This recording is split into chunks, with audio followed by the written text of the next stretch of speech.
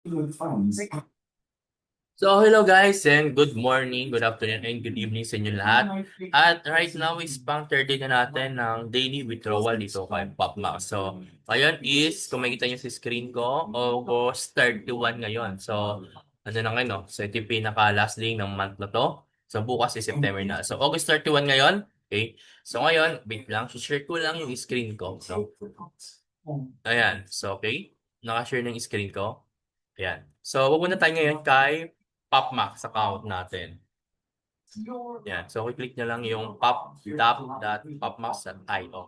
Tapos, check natin itong ating TP kasi yung TP natin naka ano to, no? Naka PopChain Network. Nililipat ko lang siya sa BNB Chain. Okay? So, ayan. BNB Chain na siya. So, ngayon, no? Kukonect natin yung wallet. Ayan. Token packet tayo.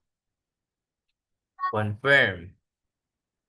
Yan. So, okay na. Nakalagin na tayo. Kung makikita niyo mga partner, no? August 31 ngayon, no? So, nag-profit tayo ng $210.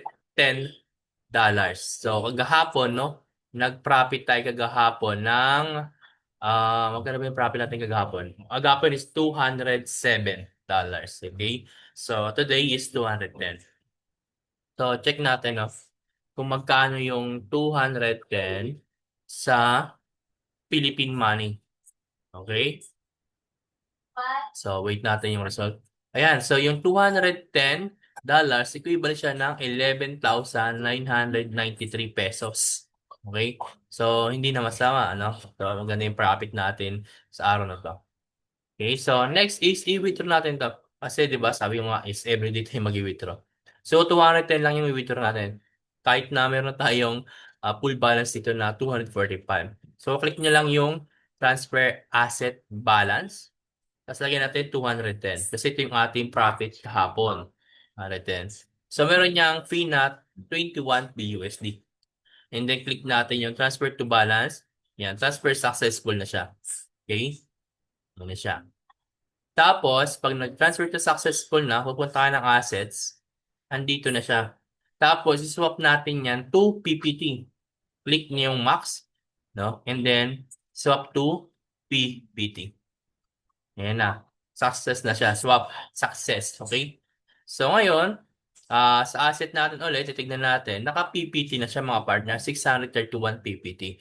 I-withdraw na natin to. Click withdraw. I-max natin. Okay? And then, withdraw na natin. Meron dyan lalabas na confirmation sa inyong token packet. Confirm nyo lang. So, sa screen nyo, din nyo makikita yun. Okay, confirm nyo lang. So, once na-confirm niya yan, withdrawal success. So, right now, abangan na lang natin ito na pumasok kay token packet. Okay? So, ngayon, ito. Sirik ating PPT. So, anytime, no? Wait lang natin na may pumasok. So, ito yung mga withdrawal natin kay PPT. Sobrang dami na din. Ayan, kahit nyo. Ayan. So, ngayon, wait lang natin na pumasok. Ayan, mukhang pumasok na siya. Ang bilis lang, di ba? Seconds lang. Wala pang 1 minute yun, ha? So, pumasok na yung ating 631.7396 na withdraw from our PopMax. Kung makita yung screen nyo, nandito pa siya, okay? Di ko siya pa tinatanggal. So, dito na from PopMax to PPT token packet. Nandito na siya. So, equivalent ko ng $188.6. So, yan. So, ngayon, pwede nyo na itong iswap, no? So, gano'n na siya. Pwede nyo na itong iswap yung PPT nyo to USDT para ma-convert mo na siya at ma-withdraw mo na siya to peso. Or pwede mo itong isend yung PPT mo sa BitGet para ma-trade mo siya maging USDT and ma-withdraw mo sa bank account mo.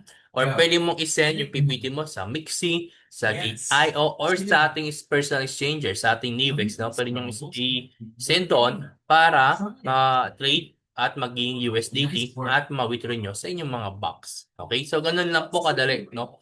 Ang ating withdrawal sa umaga na to. So, yun po yung ating day 3, no? Sa pag-withdraw dito kay PopMax. So, today, gahapon, kumita tayo ng $210. And tomorrow, check natin kung magkano yung ating kikitain. So, bukas, magkano rin tayo, mag-withdraw ulit tayo. Okay? So, ganun lang mga partner.